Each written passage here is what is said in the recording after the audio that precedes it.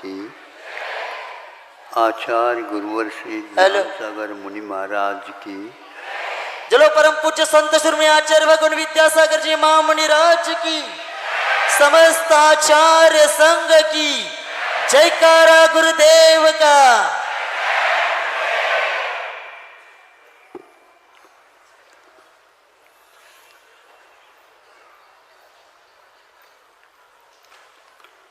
जितने भी पदार्थ हमारे सामने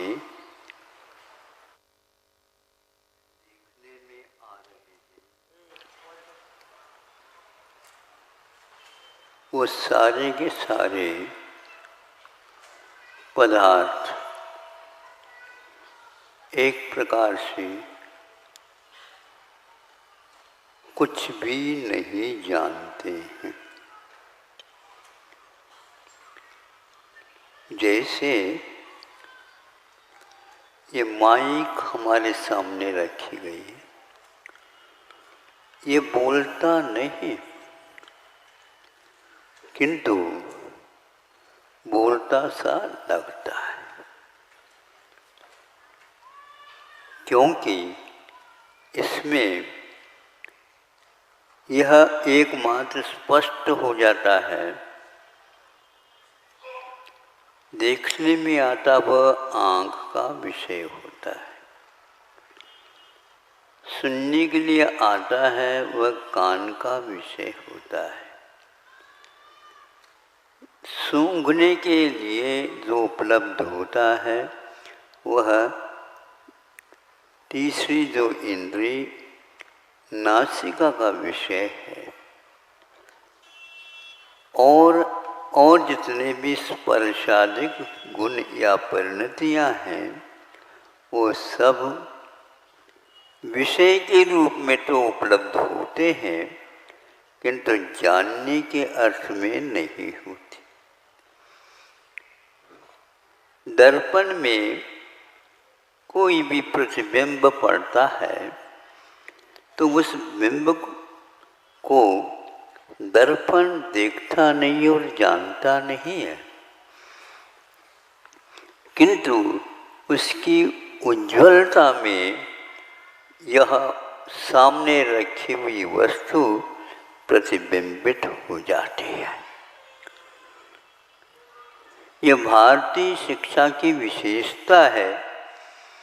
शिक्षा के साथ साथ यह भी पहचान कराया जाता है ताकि वह इन विषयों में लुप्त न होकर, इन विषयों में न उलझकर और इन विषयों के अंबार लगाकर अपने आप को सेठ साहूकार कहलाना चाहता है, यह उसका अविवेक है। यह जानकारी हमें एक प्रकार से गूढ़ अर्थ को बताने वाले शास्त्र के माध्यम से मिल जाते हैं। आपने कहीं भी देखा होगा वस्तु का मूल्यांकन कैसा किया जाता है। वस्तु काम में आती है इसलिए उसका मूल्यांकन है, और जो काम में नहीं भी आती है और झूठ झाट बोल करके उसको कहा जाता है तो क्या वह उसका मूल्य है? ये बहुत कठिन विषय है आप लोगों को, लेकिन इसको आपको आत्मसात करना ही है, क्योंकि इसमें यह तथ्य है वो किसी भी प्रकार से जानते समझते नहीं हैं। कोई भी वस्तु किसी की भी हो, वह भोक्ता पुरुष चेतन का तो विषय बन सकता है, लेकिन किसी भी पुद्गल अथवा जड़ वस्तु का वह विषय नहीं बन सकता। आँख आदि इंद्रियों के माध्यम से जो कोई भी विषय पकड़ में आता है वह एक प्रकार से इन इंद्रियों के माध्यम से ही आता है। यदि भीतर का व्यक्ति सो जाए तो वह वस्तु किसी भी प्रकार से काम में नहीं आती।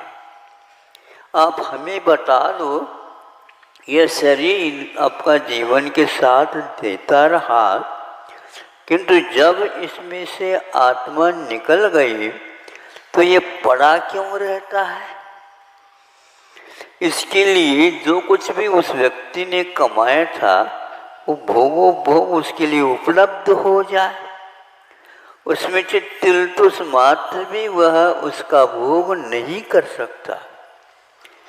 किंतु आप लोगों के द्वारा उस व्यक्ति के शरीर को अंतिम संस्कार दे करके आप वहाँ से निवृत्त हो जाते हैं। क्या आपने इस बात को सोची है? आपने पाला पोषा सब कुछ किया और उसको आपने जला क्यों दिया? उसके लिए और खर्चा क्यों करा दिया?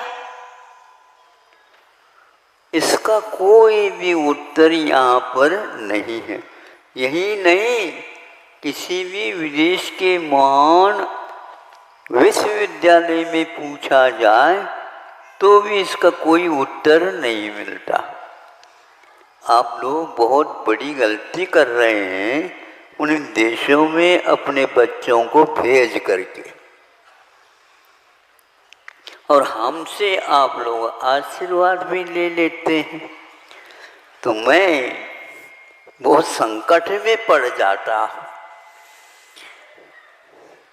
क्योंकि इतना भी यदि आशीर्वाद आप नहीं दे सकते हैं तो बड़े बड़े कार्य कैसे होंगे?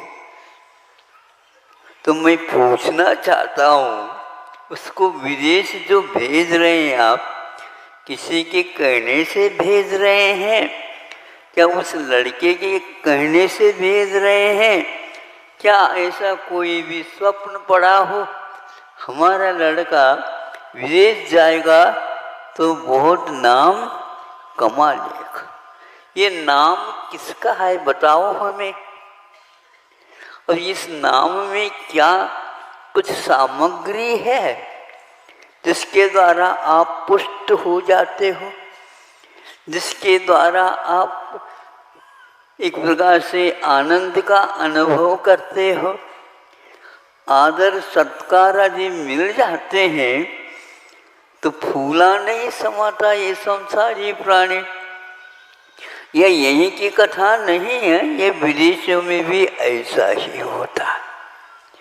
जो पढ़ा लिखा है वो भी करता है, और जो नहीं पढ़ा लिखा है वो तो कम करता है वो, लेकिन वो भी करता है जो आपके देखा देखी हुआ अपने आप को समझ लेता है। बड़े बड़े जो युद्ध होते हैं उसमें भी एक कारण बनता है।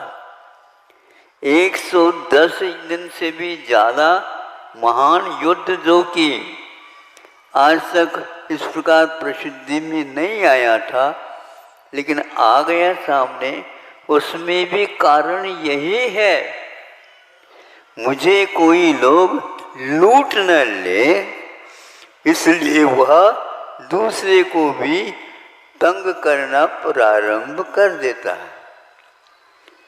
ग्रंथों में लिखा गया है, जो कोई भी अंजन चोर है, विद्युत चोर है, फलाना चोर है, वो सारे सारे राजकुमार थे, किंतु उनके नाम को धक्का लगने से, उनका अपमान होने से, उनका तिरस्कार होने से वे चोरी का काम करना प्रारंभ कर दिया।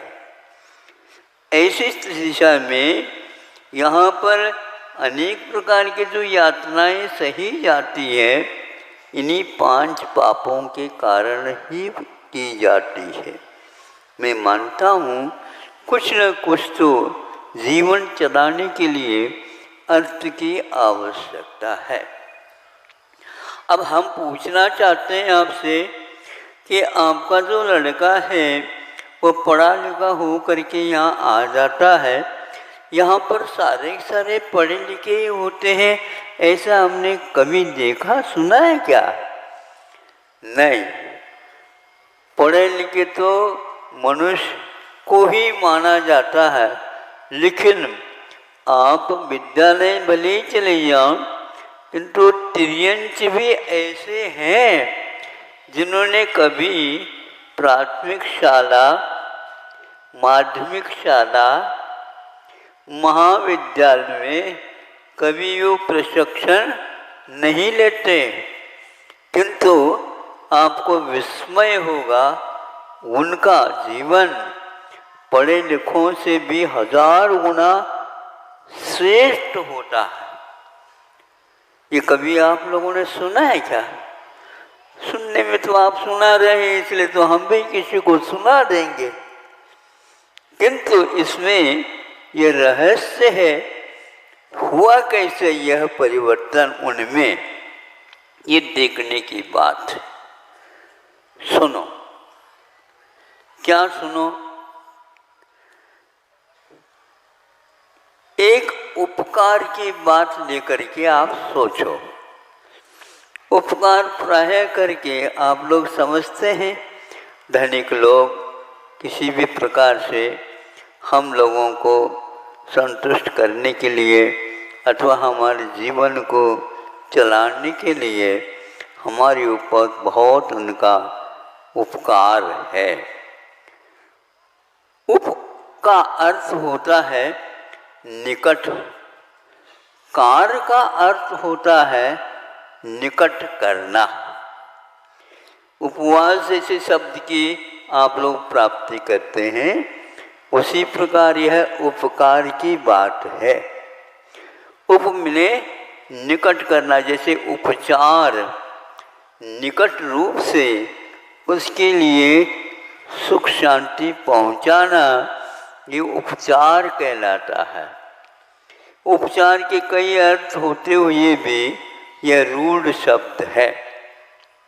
तो कभी आप लोगों ने देखा कि आप ही उपकार करते हैं और तिर्यंच वगैरह नहीं करते हैं?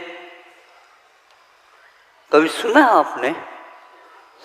सुना तो आप लोग हमेशा यही रटते रहते हैं, हमारे सिवाय कोई भी संसार में उपकार करने वाला कोई प्राणी ही नहीं है। ये आप लोगों की बहुत बड़ी कमी है। अपने आप को आप लोगों ने एक मान रखा है, ये मान सम्मान आप इसके पीछे बढ़ कर के इन प्राणियों के जो उपकार होते हैं उसके बारे में कोई मूल्यांकन सही नहीं किया। एक छोटी सी कथा के माध्यम से आपको मैं समझाना चाहूँगा, अथवा इस छोटी सी कहानी के माध्यम से आप क्या समझते हैं ये देखना या पूछना मैं चाहूँगा आपसे। एक महिला घर के कोई सारे काम करके अब समय बचा था, उसमें वह वस्त्रों को धोने और कुछ पानी लाने के लिए चली जाती है और दरवाज़ा लटका करके चली जाती है, ताकि और कोई भी प्राणी या मनुष्य भीतर न पहुंचे। वह चली गई। कुछ समय तो लगता वस्त्र आदि को धोने के लिए, फिर इसके उपरांत पानी भरना है। इसमें उसको आधा 1 घंटा, 1 घंटा, पौन घंटा ये लग गया होगा।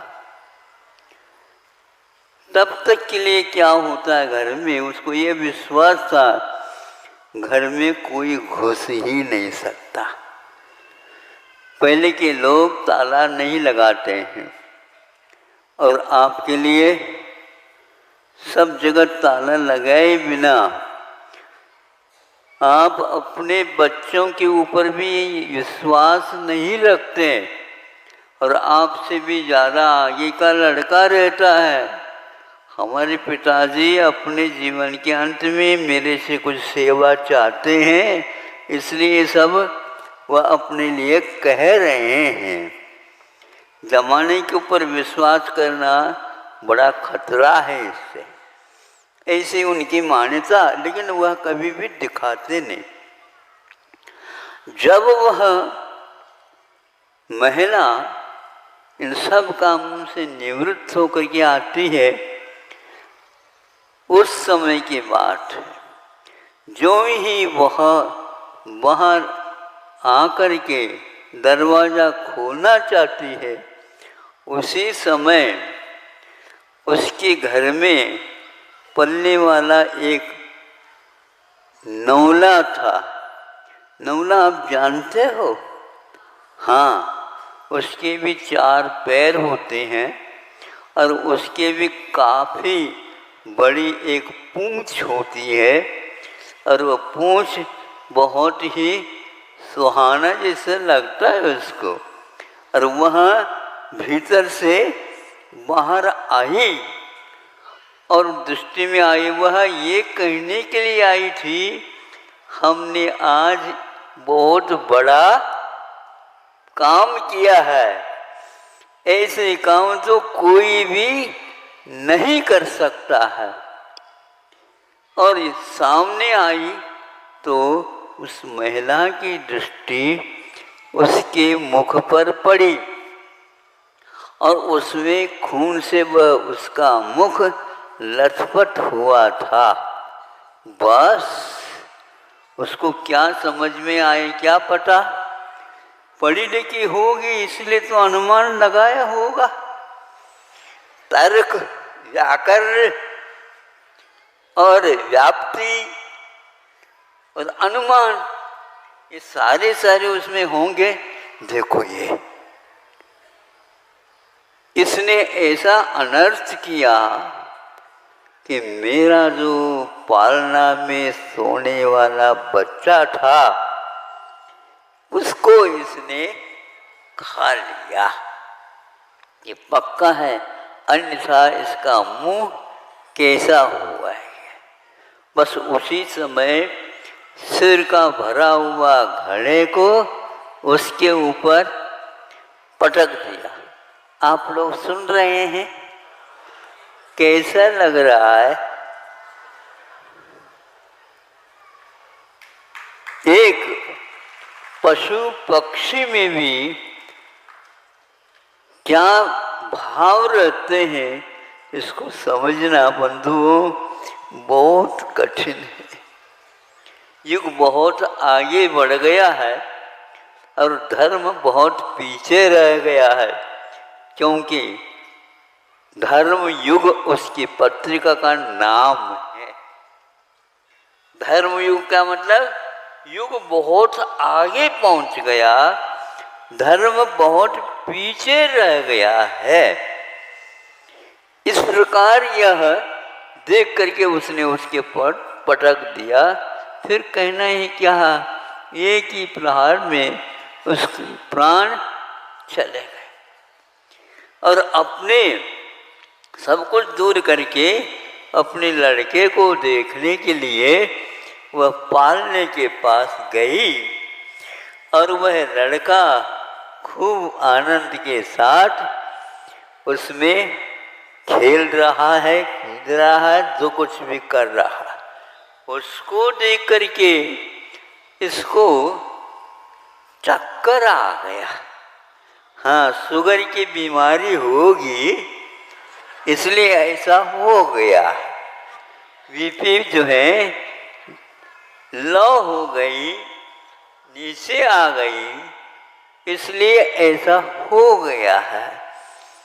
अथवा और किसी के कारण ऐसा हो गया, अब मेरा क्या होगा। हमेशा हमेशा मनुष्य दूसरे का क्या होता उसके बारे में चिंता न करके, कोई भी घर में गमी हो गई, अब मेरा क्या होगा। पिताजी का अवसान हो गया, मैं तो अनाथ हो गया, अब मेरा क्या होगा। इस प्रकार पत्नी का भी मान लो अवसान हो जाता है, अब मेरा क्या होगा। और पत्नी भी सोचती है, पति का अवसान हो गया, अब तो मैं विधवा हो गई, अब तो मैं क्या होगा मेरा, भगवान ही मालिक है। हर एक व्यक्ति अपने नाते रिश्ते के साथ उनकी हानि को, उनके कष्ट को न देख करके केवल अब मेरा क्या होगा, ये वाक्य कौन सी पाठशाला में सीख रखा है आप लोगों ने, बताओ। पढ़े लिखे हो। अब वो है उस बालक को देख करके तिलमिला गई और उस नौले की ओर देख रही, अरे इसने तो खाया नहीं, फिर किसने खाया, क्या किया, ये तो लड़का तो खेल रहा है पालने में। जा करके यूं झुक करके देखती है, उसमें इतनी लंबी 5-6 टुकड़े सर्प के देखने को उपलब्ध हो जाती। अरे इसने तो मेरे बालक को बचाया है, और ऊपर से वह सर्प नीचे रस्सी के माध्यम से आ करके क्या करने वाला था पता नहीं। यदि यह नौला नहीं होती तो मेरा लड़का सुरक्षित नहीं रहने वाला था। ऐसे नौले के ऊपर मैंने बुद्धि के सोचे बिना घड़ा पटक लिया। अब मैंने ऐसा कुकृत्य किया है, मैं किसी भी प्रकार से उसके लायक नहीं रही। घर वाले शेष और आएंगे, उसको हम कैसे समझा पाए। अभी तो दूसरे को मत समझाओ, अपने मन को समझाओ, अपने हृदय को समझाओ। आपने उसको पाला पोसा था, क्या वह आपकी कृतज्ञता के लिए काम कर रहा था? कोई भी व्यक्ति नहीं कर सकता। वह नौला, इसके साथ कुछ न कुछ तो गड़बड़ किया होगा, इसलिए ऐसा हो गया। अब उसको कोई धैर्य देने वाला नहीं, दे भी कैसा सकता है, कोई भी इसको समझा भी कैसे सकता है, क्योंकि उन्होंने एक बड़ा अनर्थ कार्य कर दिया। न अर्थ विद्यते यत्र इति अनर्थ, अथवा भी विशेष रूपेण अर्थाभाव है, व्यर्थ है। इस प्रकार ये शब्द प्रयोजन को सिद्ध करने वाले उसको अभाव बताते रहते हैं। इन सब को हम जानते हुए भी विवेक से काम नहीं लेते हैं। महाराज विवेक क्या है? विवेक वह है, अभी तक जो कुछ भी सीखा उससे कुछ होने वाला नहीं, किंतु विवेक वह है जब हमारा अक्ल काम करता है। क्या करता है? अक्ल क्या है? 32 दांत होते हैं, उनमें एक दांत अक्ल दांत भी होता है। सुन रहे हैं आप? एक व्यक्ति के मुख से हमने सुना था वो भी बहुत अच्छे थे। उन्होंने कहा था गधे 25 साल की उम्र तक यह मानव गधे के समान होता है, इसको अभी बुद्धि आई नहीं। ज्ञान अलग वस्तु है और समझदारी अलग वस्तु ही है। पढ़े लिखे होने से समझदारी आती है ऐसा नहीं है। एक लेख पढ़ा था, वह था तो व्यवहार के बारे में लेकिन बहुत अर्थ रखता था। एक व्यक्ति ने दुकान कर ली, यहाँ बहुत बड़े बड़े दुकान महानगरों में खोल दी और जीवन में उसने नाम भी कमाया। सब लोग उसके व्यापारिक पद्धति से प्रभावित थे, किंतु उसको अभी संतुष्टि नहीं थी।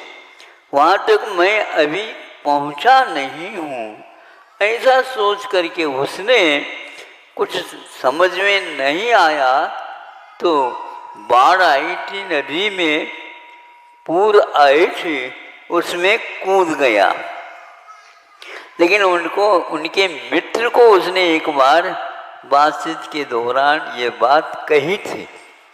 सब लोग उससे बहुत ही समझने लगे, ये तो नहीं मरना चाहिए था, इसने कोई दोष नहीं किया, महादोष तो यही था उसको संतुष्टि नहीं थी।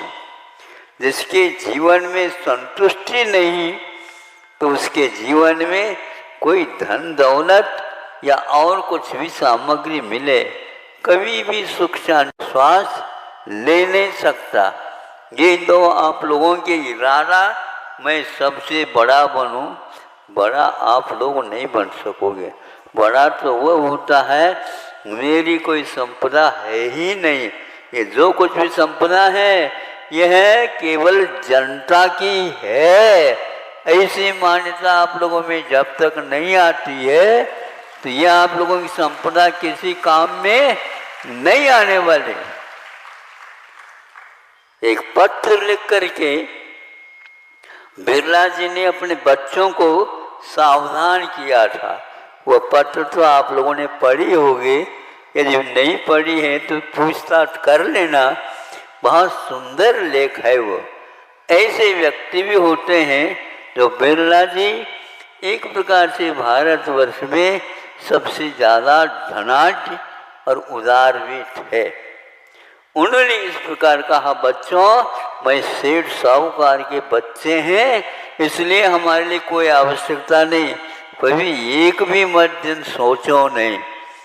उस पत्र में ऐसा पंक्ति लिखी थी, यह जो कुछ भी संपदा है ये सभी जनता की है, मैं इसका मालिक नहीं हूँ। गांधी जी भी यही कहा करते थे, अरे तुम किसके ऊपर लट्टू हो रहे हो? यदि यह लोग काम नहीं करेंगे तो क्या यह उत्पादन होगा? नहीं होगा।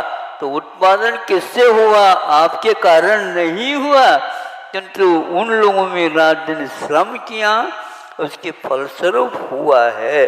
इस प्रकार नीति न्याय से भरपूर शिक्षा के वे धनी थे और कभी भी उनके बारे में किसने विपरीत नहीं सोचा।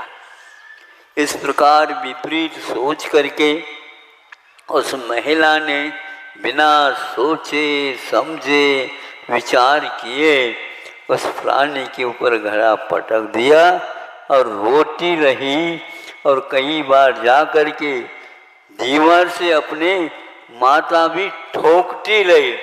जीवन पर्यंत ठोकते रहो आप, अब किसी प्रकार से शुद्धि नहीं होने वाले हैं।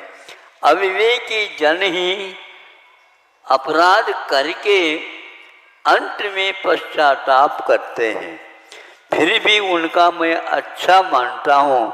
लेकिन विवेकशील हो करके भी जो व्यक्ति अपने स्वार्थपरायणता को नहीं छोड़ पाते वो सबसे ज़्यादा हानिकारक है, ऐसा समझ करके चलना चाहिए। यह पशु वह नौला क्या कभी उपकार कैसा किया जाता है? स्कूल विद्यालय में जाकर के पढ़ी थी क्या? बोलो आप लोग, रविवार के दिन आए हो छुट्टी लेकर के, हाँ? आप लोगों के विद्यालय में इस प्रकार कोई मैना और तीतर और गिलहरी और यह अपने नौला आदि पक्षियों को कोई पढ़ाते हैं?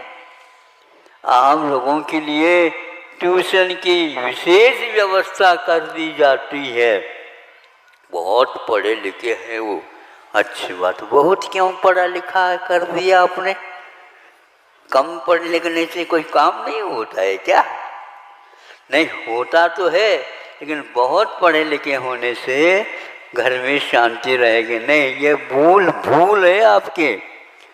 आप जब उनको बड़ा बना दो तो वो कह देंगे पिताजी अब हम यहाँ पर नहीं रह सकते, क्योंकि अभी बहुत पढ़ना है और वो विदेश में ही हो सकता है, इसलिए हम वहीं पर जाएंगे। बेटा घर छोड़ करके कैसे जा रहे हो? इस समय में भी तो घर छोड़ा ही है, आगे भी जा कर के छोड़ना है, क्योंकि आपने पाला पोसा बड़ा कर दिया और वहाँ पर जा कर के मैं रह करके आप लोगों के लिए जो आवश्यक है पहुँचाता रहूँगा। या तो आप घर में रहो या तो लड़का घर में रहेगा। अब लड़के की बात यदि नहीं सुनते हैं बहुत मामला गड़बड़ हो जाएगा। ऐसे परिवार बहुत है, किसी को आप लोग कहते नहीं, लेकिन बच्चे आकर के हमें कह देते हैं महाराज ऐसी स्थिति है, आप ही हमें बचा सकते हो। अच्छा, आपको किसने बड़ा कर दिया जो मैं अब बचाऊं?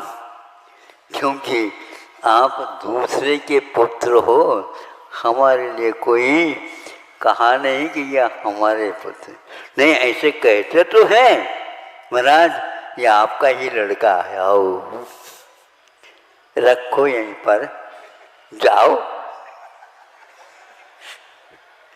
नहीं महाराज आप ही सब कुछ करने वाले हैं। अच्छा, ये इसको बोलते हैं उपचार। समझ में आ गए ना? ये उपचार से कह देते हैं हमारा ये लड़का है तो हमने इस प्रकार तो बनाया नहीं था, ये बनाना नहीं चाहता था। इस प्रकार जो है उस व्यक्ति सेठ के समान बनाना आवश्यक है।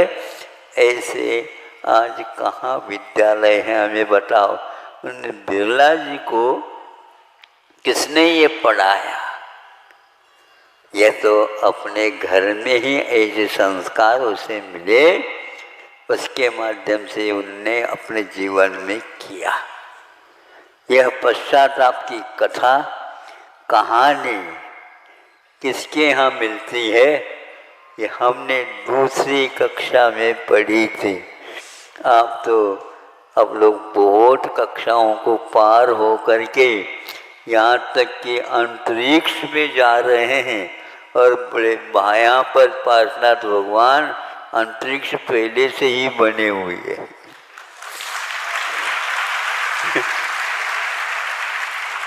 अंतरिक्ष में जा करके आप क्या करेंगे कुछ समझ में?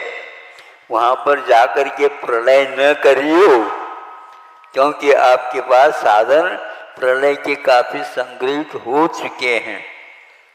हर एक व्यक्ति अपनी रक्षा के लिए दूसरे के ऊपर दोषारोपण करता, ये महान पाप माना जाता है। जो एक प्रकार से निर्दोष था उसके ऊपर दोषारोपण करना, इससे बढ़कर के और कोई पाप नहीं होता।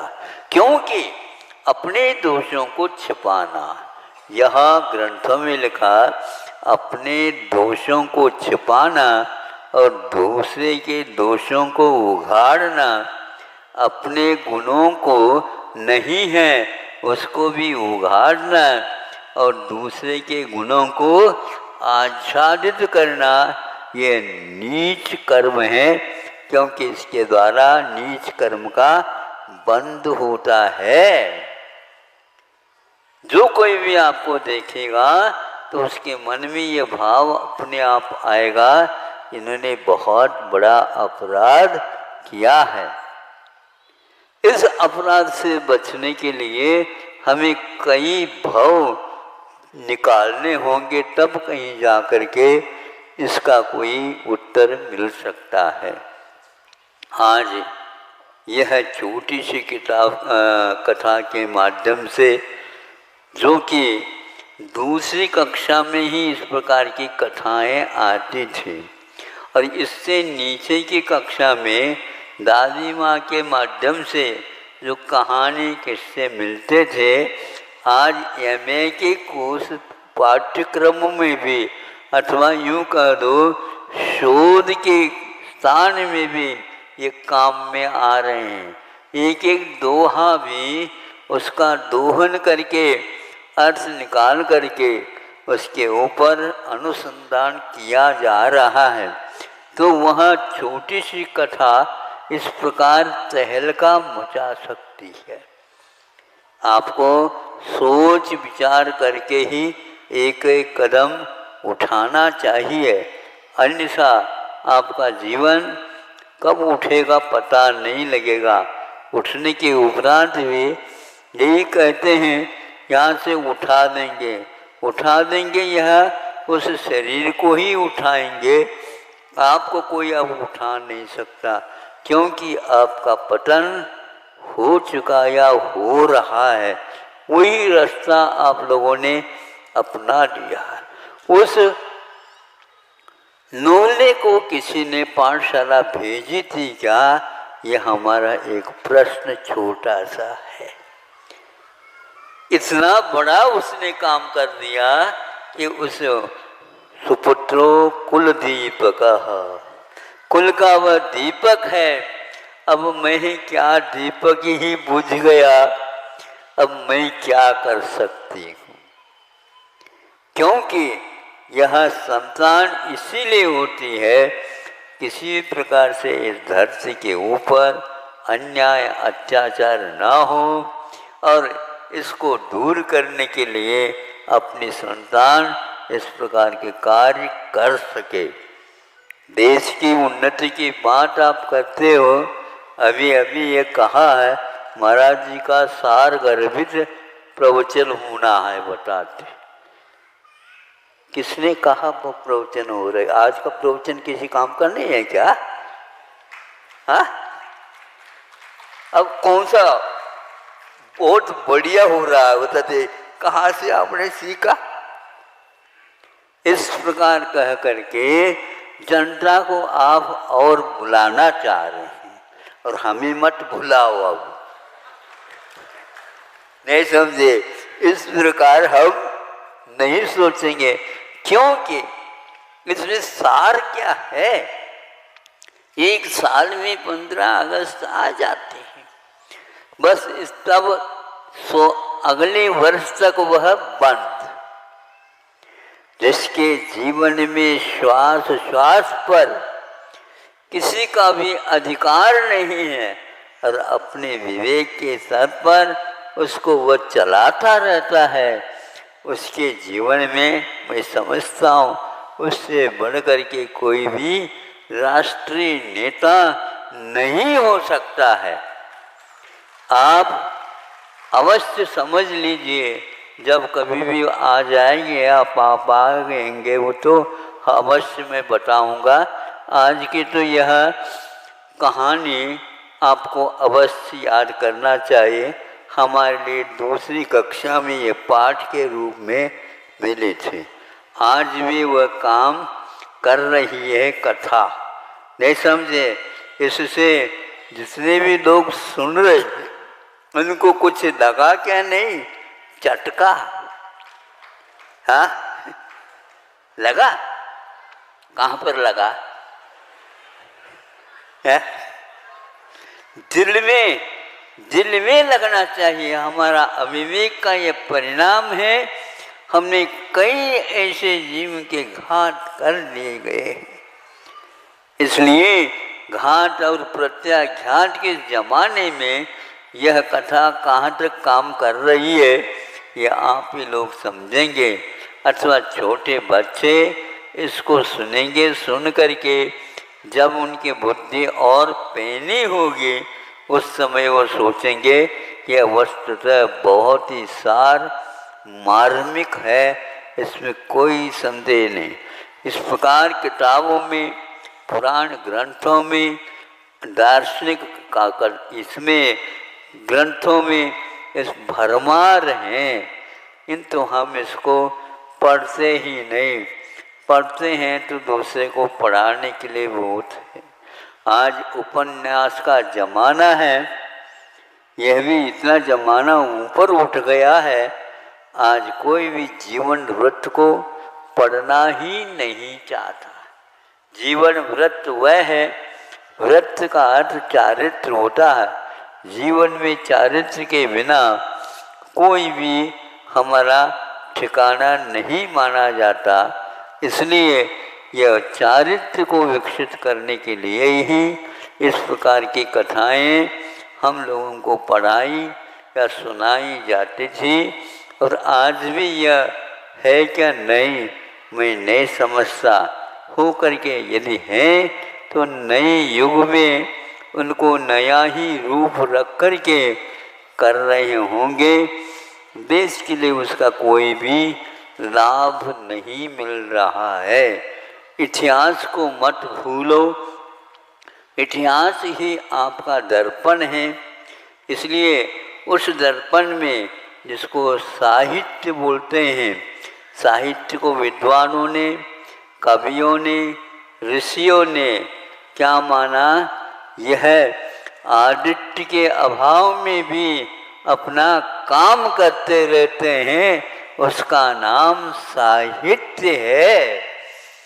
दर्पण की भांति उसमें हम अपने आप को देख सकते हैं और अपनी समीक्षा स्वयं कर सकते हैं कि हम कितने पानी में हैं।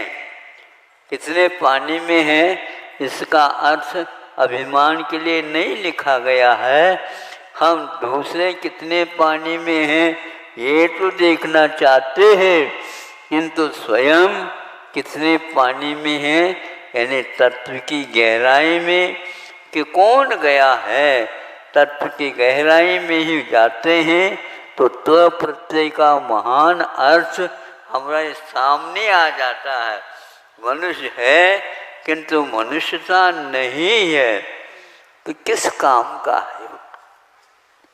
आप बोलते ना कि जब कभी भी यहाँ पना पना बोलते ना, पना पना का अर्थ क्या होता है। पना का अर्थ होता है एक प्रकार से उसमें एक और स्वाद लाने के लिए पना होता है। कौन से पना? आम का पना। कौन से आम का? अरे आम को तो आम होता है, वह खट्टा भी हो तो भी उसमें कुछ मसाला डल जाएगा तो वह पना का काम करता है। और आपका जीव मचल रहा हो, उछल रहा हो, उसको शांत कर देता है तो खट्टा, लेकिन वह मीठे को भी दबा देता है। इसको बोलते हैं, क्या बोलते हैं? पना। याद रखियो, ग्रामीण शब्द है, बुंदेलखंड में हमने सुना था, आज महाराष्ट्र में बता दी।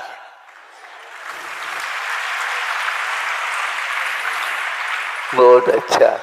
अंत में हम आपको इस पना से अवगत करके अपने जीवन में मनुष्य पना आना चाहिए।